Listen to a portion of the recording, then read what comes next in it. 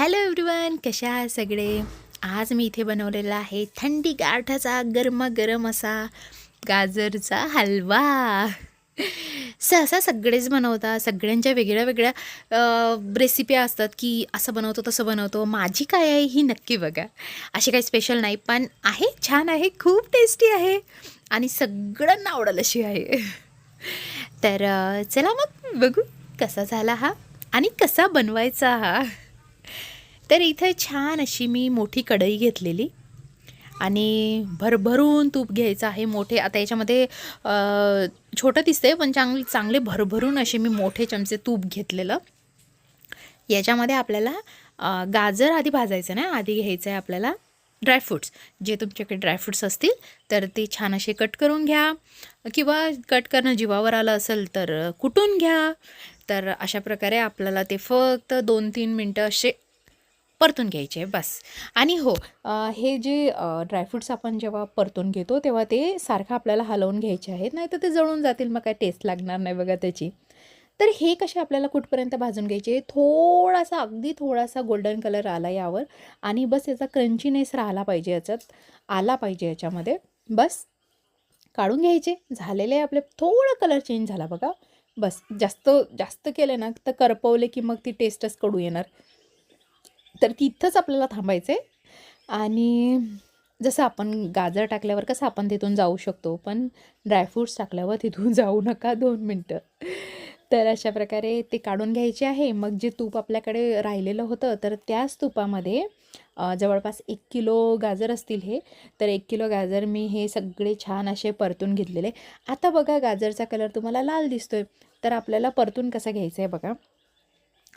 हे छान परतून कुठपर्यंत घ्यायचं, तर याचा कलर आपल्याला ऑरेंज करायचं आहे. आता हे लाल दिसतं आहे, तर परतून झाल्यावर 5-6 मिनटांनी हे छान सगळे असे ऑरेंज कलर घेणार बघा सगळा गाजर. आता हे गाजर जेव्हा आपण हे करतो ना, म्हणजे परतून घेतो ना, तेव्हा सारखं आपल्याला हलवत राहायचं आहे. आता बघा तुम्ही, कलर चेंज झालेला दिसतोय नाही का, आधी रेड कलर होता, आता ऑरेंज कलर दिसतोय. तर असंच आपल्याला हे 6-7 मिनिट छान असं भाजून घ्यायचं आहे आणि सारखं याला हलवत राहायचं आहे, सारखं हलवत राहायचं आहे. नाहीतर खाली आपला हलवा लागून जाऊ शकतो आणि मग काय सगळं एवढं मेहनतनी सगळी करपून जायची टेस्ट येणार. तर इथेच आपल्याला म्हणजे हलवा जर करायचा म्हणलं तर 20 मिनटं तुम्ही गॅसजवळ उभे राहा बस. मेहनत आहे, पण मेहनतीचं फळ खूप खूप खूप खूप खूप गोड आहे. तर बघा आता इथे काय करायचं आहे, आता छान मी हा 6-7 मिनटं झाले भाजून घेतलेला. मग याच्यामध्ये काय केलं मी, अर्धा लिटर दूध घेतलेलं. अर्धा लिटर दूध हे साईसोबत आपल्याला टाकायचं आहे. तर इथे काय झालेलं, मी दुधावरची साय घालवलेली म्हणजे दूध उतू गेलेलं, त्याच्यामुळे त्याच्यावर सायच राहिली नाही. तर आपल्याला फुल फॅट मिल्क घ्यायचं आहे, त्याच्यामध्ये साईसकट दूध घ्यायचं आहे आपल्याला छान. आणि मग हे पण आपल्याला छान असं परतून घ्यायचं आहे. आता हे आपल्याला कुठपर्यंत करायचं आहे, तर कमी, आता याच्यामध्ये गॅस फुल ठेवू नका नाही का, म्हणजे जीवावर आल्यावर गॅस फुल करतो, लवकर पाणी आटू दे असलं करायचं नाही. गाजर शिजलं पण पाहिजे. तर या दुधामध्ये आपल्याला छान बारीक गॅसवर गाजर असं छान शिजून द्यायचं आहे. आणि हो, यावेळेस पण आपल्याला ते सारखं हलवून घ्यायचं आहे बस.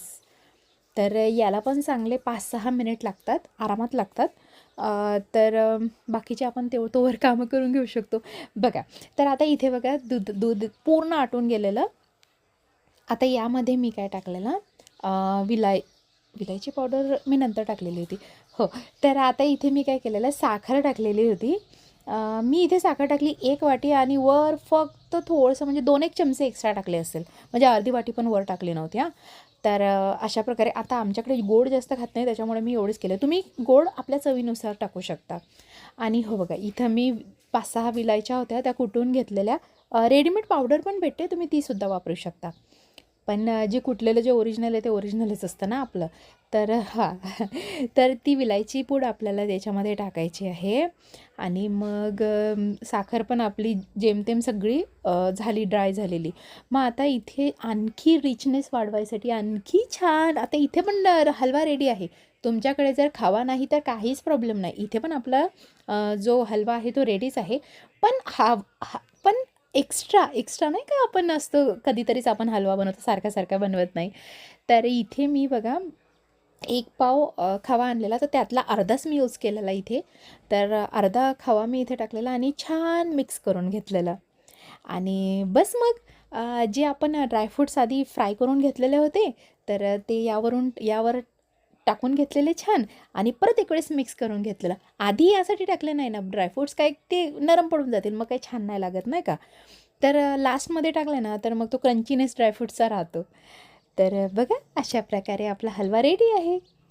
हलवा करून बघा, कसा झाला मला नक्की सांगा आणि प्लीज शेअर करा. Thank you so much.